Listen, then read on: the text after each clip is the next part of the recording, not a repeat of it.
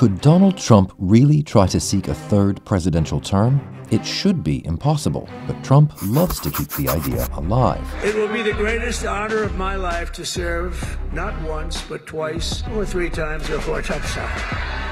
Trump insists he isn't joking and that there are methods he could use to stay in office. Should I run again? You tell me. What could the ways be?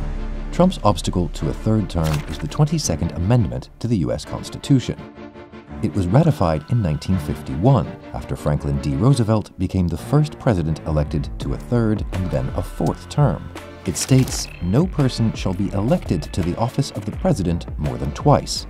That means Trump's most obvious route to a third term would be to change the Constitution, either by repealing the 22nd Amendment entirely or modifying it to make himself eligible. To repeal an amendment, you need to pass another one that explicitly nullifies it. But just starting the amendment process requires approval by either 2/3 of both houses of Congress or 2/3 of state legislatures. And ratifying an amendment requires the approval of 3/4 of the states, 38 in total. Yet Republicans have slim majorities in Congress, and only one amendment has ever been repealed by the states, the 18th, which established prohibition. In America's hyper-partisan environment, Trump simply doesn't have the votes to change the Constitution. So some in Trumpland have suggested there could be a legal workaround. What if J.D. Vance was the Republican presidential nominee in 2028 and Trump was his vice presidential pick? Vance could then resign after winning the presidency, leaving Trump next in the line of succession to fill the vacancy. This idea stems from the specific wording of the 22nd Amendment. No person shall be elected to the office of the president more than twice. The theory is that Trump could become president again without being directly elected. But there's a problem with this plan. The 12th Amendment says, "No person constitutionally ineligible to the office of president shall be eligible to that of vice president."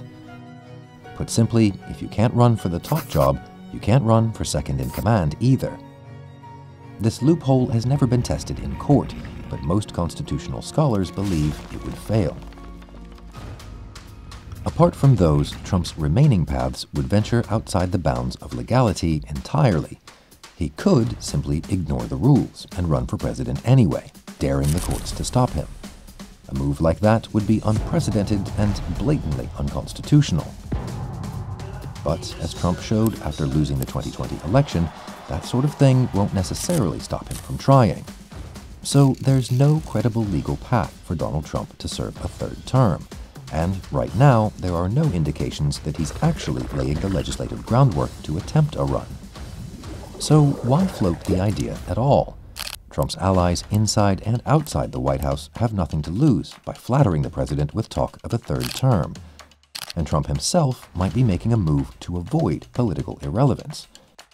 By keeping the possibility alive, Trump pushes back the point when he's seen as a lame duck, when presidents nearing the end of their terms see their authority slip away as focus turns to their potential successors. As Trump knows better than most, ambiguity can be a source of power.